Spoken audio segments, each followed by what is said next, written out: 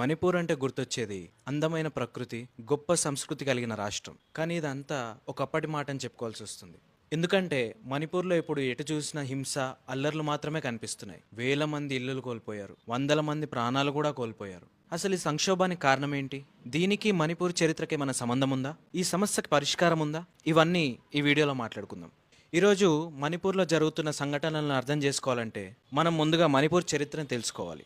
మణిపూర్ గురించి చిన్న ఎగ్జాంపుల్ ఇవ్వాలంటే, మన సలార్ మూవీలో తెగలుంటాయి కదా, అలాగే ఇక్కడ కూడా తెగలుంటాయి. మెథేయి, కూకి, జోమి మరియు నాగ తెగలు ఉంటాయి. మణిపూర్ అనేది ఒకప్పుడు స్వతంత్ర రాజ్యం.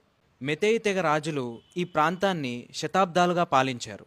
అయితే 18th సెంచరీలో మణిపూర్లోకి ఈ హిందూ మతం ప్రవేశించడం, 19th సెంచరీలో బ్రిటిష్ రూల్ మొదలవడం ఈ ప్రాంత సామాజిక నిర్మాణాన్ని మార్చేసింది. బ్రిటిష్ వారు డివైడ్ అండ్ రూల్ పాలసీని ఇంప్లిమెంట్ చేసి మణిపూర్ని 2 భాగాలుగా విడదీశారు. ఒకటి కొండ ప్రాంతం, ఇంకొకటి లోయ ప్రాంతం. బ్రిటిష్ వారు మెథేయి తెగ జాతి వాళ్ళని కొండ ప్రాంతం నుండి వేరు చేశారు. సో లోయ ప్రాంతంలో కొన్ని సంవత్సరాలుగా మణిపూర్ని పాలించిన మెథేయి తెగ వాళ్ళు ఉంటారు, అండ్ కొండ ప్రాంతంలో కుకి, జోమి మరియు నాగ తెగ వాళ్ళు నివసిస్తారు. అయితే బ్రిటిష్ వారు కొండపైన నివసిస్తున్న ఈ కుకి, జోమి మరియు నాగతెగల వాళ్ళకి ప్రత్యేక హక్కులు ఇచ్చారు. సో లోయలో నివసించే మెథేయులు కొండపైన భూములను కొనుగోలు చేయలేరని నిబంధన పెట్టారు. ఇది మెథేయులలో అసంతృప్తిని పెంచింది. ఇదే ఇప్పుడు తలెత్తిన సమస్యకు మూల కారణం. ఇది గుర్తుపెట్టుకోండి, చెప్తాను. తర్వాత 1947లో భారతదేశానికి స్వాతంత్రం వచ్చింది, కానీ మణిపూర్ మాత్రం ఇండిపెండెంట్ స్టేట్గానే కొనసాగింది.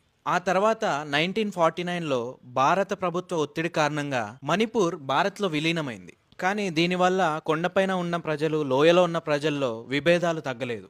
1972లో మణిపూర్ ఒక ప్రత్యేక రాష్ట్రంగా అవతరించినా కూడా ఇప్పటి వరకు మెథేయులు మరియు కూకి, జోమి, నాగా తెగలకు మధ్యలో ఉన్న భౌగోళిక, ఆర్థిక, సామాజిక తేడాలు కొనసాగుతూనే వస్తున్నాయి. అయితే ఇప్పుడు మణిపూర్లో జరుగుతున్న ఈ సంక్షోభానికి ప్రధాన కారణం ఇదే. అయితే ఈ మెథేయి జాతి వాళ్ళు షెడ్యూల్డ్ ట్రైబ్ అంటే ఎస్టీ హోదాని కోరుతూ కోర్టులో పిటిషన్ వేశారు. అయితే ఈ కొండ తెగలు వీటిని తీవ్రంగా వ్యతిరేకించాయి. ఎందుకంటే మెథేయులకు ఎస్టీ హోదా లభిస్తే వారు కూడా కొండ ప్రాంతంలో భూమిని కొనుగోలు చేసే హక్కును పొందుతారు. సో దీని వలన తమ హక్కులను అండ్ భూములను కోల్పోతామనే భయం కొండ తెగల్లో ఉంది. ఈ సమస్యపై పెద్ద ఎత్తున నిరసనలు స్టార్ట్ అయ్యాయి. మే 2023లో మణిపూర్ హైకోర్టు మెథేయులకు ఎస్టీ హోదాపై పరిశీలించాలని కేంద్ర ప్రభుత్వాన్ని కోరింది.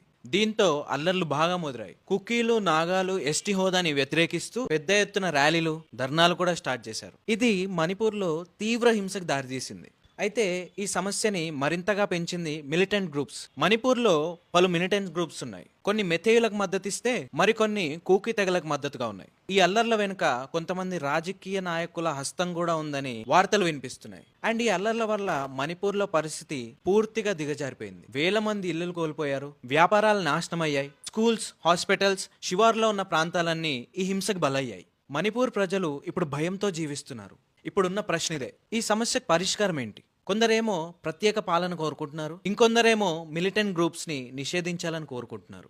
కానీ దీనికి అసలు పరిష్కారం సంయమనం అండ్ చర్చల ద్వారానే సాధ్యమవుతుంది. ప్రత్యేక కమిటీ ఏర్పాటు చేయాలి. మెథేయులు, కుకీలు, నాగతెగల మధ్య శాంతి చర్చలు జరపాలి. భూ సమస్యలకి శాశ్వత పరిష్కారం తీసుకురావాలి. మిలిటెంట్ గ్రూప్స్ ని నియంత్రించాలి. రాజకీయ నాయకుల ఉద్దేశపూర్వక కుట్రలను అరికట్టాలి. ప్రజలు, నాయకులు, కేంద్రం మరియు రాష్ట్ర ప్రభుత్వాలు కలిసి పనిచేయాల్సిన అవసరం ఉంది. ఈ ఇష్యూ పైన మీ అభిప్రాయం ఏంటో కామెంట్ చేయండి. ఇలాంటి మరిన్నో ఇంట్రెస్టింగ్ వీడియోస్ కోసం ఛానల్ని సబ్స్క్రైబ్ చేసుకోండి. Thank you.